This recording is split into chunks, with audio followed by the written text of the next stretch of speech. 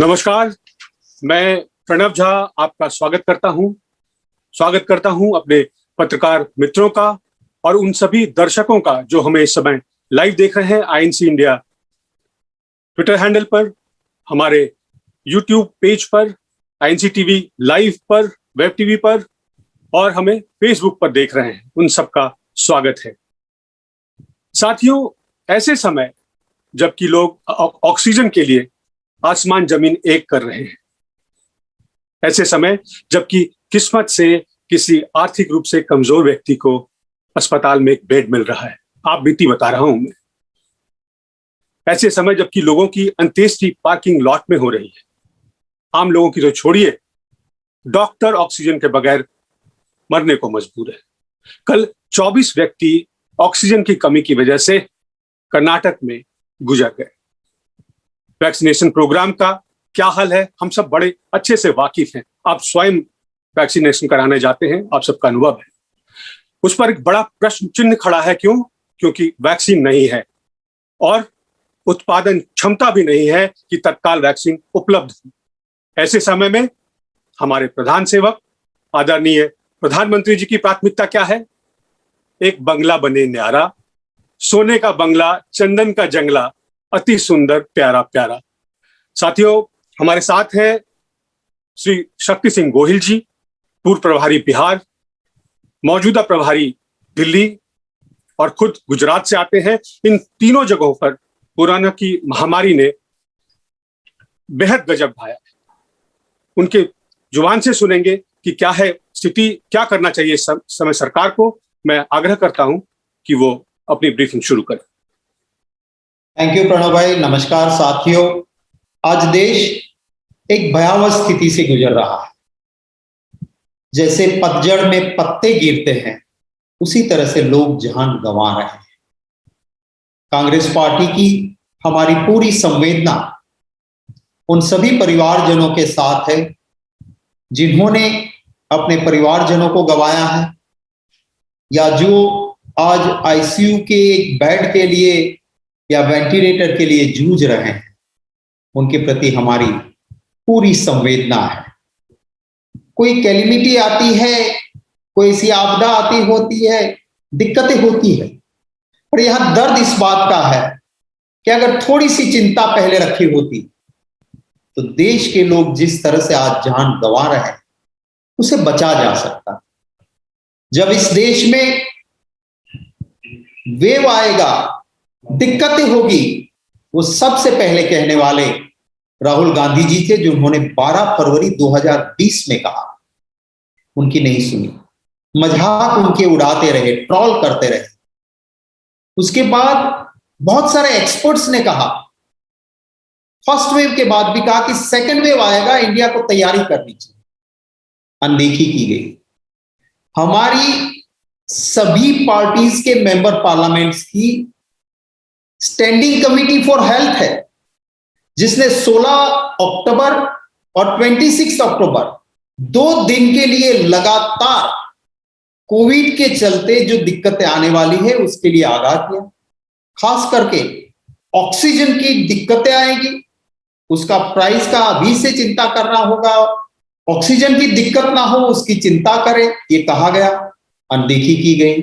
Delhi high court ने फटकार लगाते हुए कहा कि आप इसकी चिंता कीजिए, अनदेखी की गई।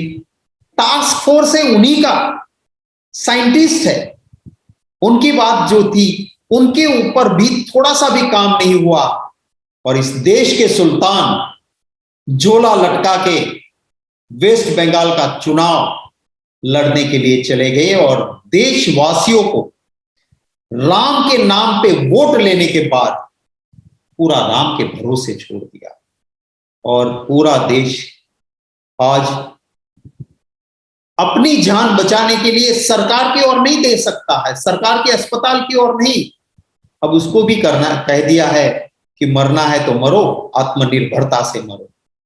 ये देश के ये हालत आज बना के रखे। आज मैं खास एक मुद्दे पे आपसे बात करना चाहता हूं और इसके लिए मेरी ये प्रेस कॉन्फ्रेंस मैंने रखी। आज देश को जरूरत है युद्ध स्तर पे तुरंत काम करना चाहिए। इंफ्रास्ट्रक्चर जल्दी से जल्दी हेल्थ का बढ़े, जल्द से जल्द ऑक्सीजन सप्लाई ठीक हो, रेमडेसिविर मिले या टॉसिल चाहिए तो वो मिलना चाहिए, दवाइयां मिलनी चाहिए, वेंटिलेटर्स वाले बेड्स मिलने चाहिए, आईसीयू बेड्स मिलने चाहिए। ये प्राथमिकता है, आज देश की जरूरत है। इस वक्त पे इस देश का सुल्तान क्या करता है, आपको ताज्जुब होगा। देश के सुल्तान ने आज अपनी सरकार से ऐलान कर दिया कि प्रधानमंत्री जी का वैभवी नया आवास बनेगा और इसके लिए जो एनवायरमेंट क्लियरेंस चाहिए वो मैं दे रहा हूं। आज उसकी प्रायोरिटी वो। आज जब देश के लोग दर दर की ठोकरें खाते हैं, तब इस देश के प्रधानमंत्री की सरकार, इस देश का सुल्तान अपना महल बनाने के लिए कहता है कि ये एसेंशियल सर्विस में गिना जाएगा, ये युद्ध के स्तर पे काम होगा और दिसंबर 2022 तक प्रधानमंत्री जो देश के सुल्तान बन के बैठे हैं उनका महल 22 दिसंबर तक बन जाना चाहिए। क्या ये प्राथमिकता होनी चाहिए? आज प्राथमिकता होनी चाहिए ऑक्सीजन प्लांट युद्ध के स्तर पे बने। आज प्राथमिकता होनी चाहिए आईसीयू बेड्स लोगों को मिले। आज प्राथमिकता होनी चाहिए वैक्सीन लोगों को जल्द से जल्द मिल जाए। पर ये कोई नया नहीं है। मैं गुजरात से आता हूं, मैं इनको अच्छी तरह से जानता हूं। जब वो गुजरात के मुख्यमंत्री बने, गुजरात तो महात्मा गांधी जी की भूमि, सादगी को मानने वाली भूमि थी। प्रजा की, आवाम की ट्रेजरी ने से आज तक कोई सरकार अपने वैभव के लिए, अपने मौज शौक के लिए बहुत पैसे नहीं खर्च करती। हमारा कोई हवाई जहाज नहीं होता। हमारे मुख्यमंत्री गुजरात से किसी भी पार्टी के थे, वो सर्विस प्लेन में, तब तो इतनी फ्लाइट्स नहीं चलती थी, फिर भी वो सर्विस फ्लाइट से आते थे, स्पेशल हवाई जहाज से नहीं आते थे। आज के देश के सुल्तान जब गुजरात के मुख्यमंत्री बने, सबसे पहला काम किया कि चीफ मिनिस्टर बंगलो के पास के 8 बंगलोज जो मंत्री के निवास स्थान बंगलोज थे, वो सारे एक्वायर कर लिए और वो सारे मुख्यमंत्री के बंगलों में गिने जाएं। करोड़ों रुपए चीफ मिनिस्टर का बंगलो मॉडर्नाइज करने के लिए, और उसमें एक कमरा तो ऐसा बनाया जैसा शीश महल हो, चारों ओर शीशे, ऊपर भी शीशे, नीचे भी शीशे। पता नहीं उस शीश महल में वो क्या करते हैं, और वो सारा आवाम की ट्रेजरी से पैसा दे। एक भी, मैं हेल्थ मिनिस्टर रहा हूं, मैं दावे के साथ कहता हूं कि कांग्रेस की सरकार रही, गुजरात के अंदर हमने एशिया की सबसे बड़ी अस्पताल को ठीक किया। एक ही कॉम्प्लेक्स में हमने कैंसर अस्पताल बनाया, हमने कार्डियक इंस्टीट्यूट बनाया, हमने डेंटल को स्ट्रेंथन किया, हमने किडनी इंस्टीट्यूट को स्ट्रेंथन किया। ये सुल्तान आज जो देश के गुजरात के मुख्यमंत्री बने, एक नया अस्पताल नहीं बना, एक भी नहीं बना, ना बनाया। अपना आलीशान घर, चीफ मिनिस्टर का बंगलो बना के वहीं से संतोष नहीं मिला। हमारे वहां सचिवालय में चीफ मिनिस्टर का बढ़िया ऑफिस था। आप में से कुछ पत्रकार साथी पुराने वक्त में गए होंगे, आपने देखा हो। वो पसंद नहीं आया उनको। एक अलग ब्लॉक, जिस तरह से यहां नॉर्थ ब्लॉक और साउथ ब्लॉक है, मुख्यमंत्री जी का नया दफ्तर स्वर्णिम संकुल करोड़ों रुपयों का बनाया। क्या जरूरत थी? उस वक्त गुजरात में आप उसी पैसों से कम एक अच्छा अस्पताल नहीं बना सकते? क्या उन अस्पतालों में ऑक्सीजन प्लांट नहीं डाल सकते? क्या अच्छे वेंटिलेटर नहीं ला सकते? नहीं किया। ये जो मनोदशा है, आवाम के पैसे से मौज करो और आवाम मरे तो मरे, मैं तो हिंदू मुसलमान करके मेरी वोट बैंक भर लूंगा, उसी अहंकार के साथ वेस्ट बंगाल का चुनाव लड़ने गए थे। मैं सैल्यूट करता हूं इस देश के वोटर को भी कि उनको पहचानने लगे हैं, पर इनको और भी देखना किस तरह से ये चलाते हैं देश को। पहले क्या कहते थे? जान है तो मित्रों जहान है। और आज क्या वही जान की कोई कीमत नहीं रही है आपको? आपने जो रिलीज की, आप वीडियो कॉन्फ्रेंस में मास्क लगा लेते हो जब कोई नहीं सामने, और रैली में जाते हो आप और आपके गृह मंत्री मास्क नहीं लगाते।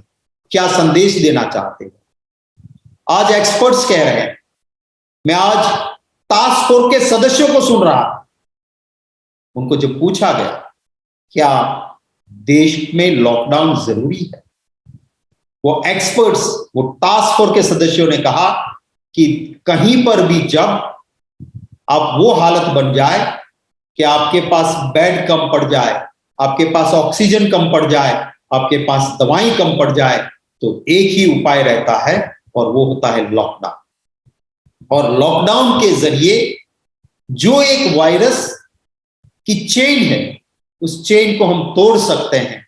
और इसी लॉकडाउन के दरमियान हमें इंफ्रास्ट्रक्चर को और बढ़ाना होगा, वो आज एक्सपर्ट्स कह रहे हैं। राहुल गांधी जी ने ठीक ही कहा है कि लॉकडाउन कीजिए आप, लेकिन बिना सोचे समझे मत कीजिए। लॉकडाउन ऐसा कीजिए कि रोज का लेके रोज खाने वाला आदमी, जो मजदूर है, जिसके पास आमदनी नहीं है, जिसके पास बैंक बैलेंस नहीं है, जिसके पास घर में पूरे साल का या महीने का धान राके नहीं रखा गया है, उनके लिए जो हमारी न्याय योजना थी, कि जहां उनकी चिंता थी, उसी तरह 6-6 हजार रुपये उन लोगों के अकाउंट में डालिए। आप विस्ता प्रोजेक्ट में 20,000 करोड़ डाल रहे हो आपका नया आलीशान सुल्तान घर बनाने के लिए। मैं सांसद हूं, हम ये संसद गृह में बैठते हैं, क्या जरूरत है नई पार्लियामेंट बनाने की? वही पैसे आप लगाइए और उन गरीब को 6-6 हजार रुपये हर महीने दे दीजिए, इससे लोगों का कल्याण। आज आप देखिए क्या हालत है, जिसका आप मॉडल दिखाते हो। अरे गुजरात कोई मोदी मॉडल नहीं, गुजरात तो महात्मा गांधी का मॉडल। और महात्मा गांधी जी ने कहा था कि जो वैष्णव जन तो तैने रे कहिए, जे पीड़ पराई जाने रे, माने दूसरे के दुख को समझ सके, वो गुजरात मॉडल महात्मा गांधी का था। अब ये सुल्तान जो गुजरात से आए हैं, वो अपना घर पहले बनाना, आलीशान बंगलो बनाना चाहते हैं, और एक गरीब के झोंपड़े के आंसू की इसे कोई कीमत नहीं। बड़े दुख की बात है, बड़े दर्द की बात है जब देखता हूं मैं उस मेरे गुजरात में एम्बुलेंस की लाइनें लगी है और घंटों तक इंतजार के बाद वो एम्बुलेंस में बैठा हुआ मेरा गुजराती दम तोड़ देता है।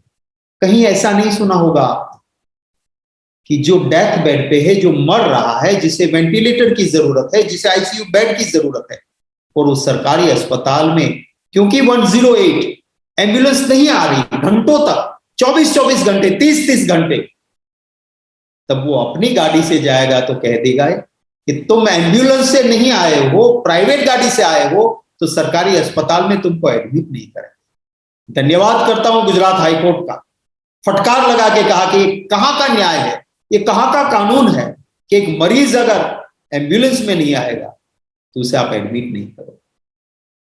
कुछ नहीं करना था, थोड़ा सा प्लानिंग करना था। अगर वो प्लानिंग हो जाती, दर्द के साथ कहता हूं कि थोड़ी सी प्लानिंग हुई होती, आज देश इतनी बुरी हालत में नहीं। कहा जाता है हिस्ट्री रिपीट इटसेल्फ, इतिहास अपने आप में पुनरावर्तन करता है। कभी कभी दुख के साथ लगता है कि क्या यही हो रहा है। इस देश में एक सुल्तान हुआ था, तुगलक, और उस तुगलक ने अपनी करेंसी बंद कर दी थी और अर्थतंत्र लुढ़क गया था। आज फिर से एक सुल्तान है जिसने करेंसी बंद की, अर्थतंत्र लुढ़क गया। वो एक सुल्तान था उस वक्त में इतिहास में जिसने राजधानी दिल्ली से दौलताबाद की और फिर सोचा ना नहीं ये गलत है, दौलताबाद से फिर दिल्ली लाओ, और दौलताबाद से दिल्ली लाए, और उस सुल्तान की वजह से आवाम के बहुत लोग मर गए थे। आज फिर ऐसा एक सुल्तान है दिल्ली की गद्दी पे कि जो हमारे देश से वैक्सीन, रेमडेसिवियर, दवाइयां, वेंटिलेटर्स बाहर एक्सपोर्ट कर दिए, और ये सुल्तान अब उसी चीज को वापस इंपोर्ट करते हैं कि वापस लाना पड़ेगा, मेरे देशवासी को जरूरत है। क्या मजाक है। मैं अभी भी कहता हूं कि आप दो चीजों में से एक कम से कम आपके पास होनी चाहिए। एक, आपकी खुद की अकल इतनी तेज होनी चाहिए कि आप सही डिसीजन लो, और अगर वो नहीं है तो दूसरे की सुनना चाहिए। यहां दिक्कत यह है कि खुद की ठीक नहीं सोच और दूसरे की सुनना नहीं है। ये कोई सुल्तान की सुल्तानगिरी नहीं चल सकती है। ये देश लोकतंत्र से चलता है, और ये दर्द के साथ ही देशवासियों के मरते हुए देखते, उसके रोते हुए उन परिवारों के फोन आते हैं। इस देश के अंदर हम पद्म भूषण पंडित राजन मिश्रा जी को हमने ट्वीट किया मोदी जी को टैग करते हुए कि ये पद्म भूषण है, हमारा गहना है, आप इसको एक आईसीयू बेड दिलवा दो। मेरे ट्वीट के बाद भी उसको आईसीयू बेड नहीं मिला, और वो चल बसे एक पद्म भूषण, और उसके बाद वो मेरे बनारस घराने के ये थे वो थे करके चल जाने के बाद ट्वीट करना। क्या अभी भी तुम्हें पब्लिसिटी दिखती है सुल्तान? थोड़ी आंख खोलो, ऑल पार्टीज की मीटिंग बुलाओ। राहुल गांधी जी ऐसे ही नहीं बोलते हैं, वो दिल और दिमाग लगा के एक्सपर्ट से बात करके सही बात बताते हैं। कम से कम ऐसे ऑपोजिशन में लीडर्स बहुत है, सभी पार्टीज में लोग बैठे हैं, उनको बुलाइए, ऑल पार्टी मीटिंग्स करिए, और ये 20,000 करोड़, अरे ओ सुल्तान, ओ सुल्तान, उस 20,000 करोड़ को मत खर्च कीजिए अपने बंगलों के लिए, अपने आलीशान महल के लिए, नई सांसद के लिए मत खर्च कीजिए। मैं एक सांसद हूं और आपसे गुजारिश करता हूं, दो हाथ जोड़ के गुजारिश करता हूं कि युद्ध के स्तर पे आपका घर नहीं, इस देश में अस्पताल बने, ऑक्सीजन पैदा हो। आपने तो शायद इसमें भी आपके लोग कभी कभी खुश होते होंगे कि आप उस ऊंचाई पे ले गए हो कि देशवासी को अब ऑक्सीजन नहीं मिलता। ये मजाक छोड़िए। हमें शर्म आती है जब बाहर से जो कुदरत ने दिया है, हवा में से ऑक्सीजन लेना है, उस ऑक्सीजन के लिए भी आप व्यवस्था नहीं कर सकते हो, और बाहर से ऑक्सीजन का कंटेनर मंगवाना पड़ता है। तो आप कर क्या रहे थे? इसका जवाब दीजिए। मैं कुछ दिल का दर्द था, सिर्फ एक कोई पॉलिटिकल बात नहीं की है, मैंने आप सब के साथ गुजरात का एक्सपीरियंस और ये बात की है। आपके कोई भी सवाल होंगे तो उनका स्वागत रहेगा। थैंक यू वेरी मच, और आपको सभी को बहुत शुभकामनाएं, हर देशवासी को भी मेरी शुभकामनाएं। धन्यवाद शक्ति भाई। आखिरी बात जो मैं कंक्लूडिंग रिमार्क कहना चाहता था वो आपने स्वयं कह दिया, और मुझे आश्चर्य नहीं है जब आपने गुजरात के अपने अनुभव बताए कि अगर ऑक्सीजन के कमी का अगर कमेटी ने, संसदीय कमेटी ने अगर आगाह किया था और उनकी अनदेखी की तो कोई आश्चर्य की बात नहीं है। टास्क फोर्स की बात को उन्होंने अगर मानने से मना कर दिया तो कोई आश्चर्य की बात नहीं है। वो व्यक्ति जो जब मुख्यमंत्री था, अपने प्रतिपक्ष के नेता, आप स्वयं प्रतिपक्ष के नेता थे, आपने उन्हें टैग करके जो पद्म भूषण से अलंकृत व्यक्ति है उसके लिए मदद मांगी, उसके लिए हॉस्पिटल का बेड मांगा, उसकी गुहार पर ठुकरा दिया गया। तो पता नहीं इस देश के आम आदमी की क्या नियति है और हम सब क्या भोगने के लिए मजबूर हैं। आप सभी का बहुत बहुत धन्यवाद। सारे दर्शक जो हमें देख रहे हैं उन सब का भी बहुत बहुत धन्यवाद। नमस्कार।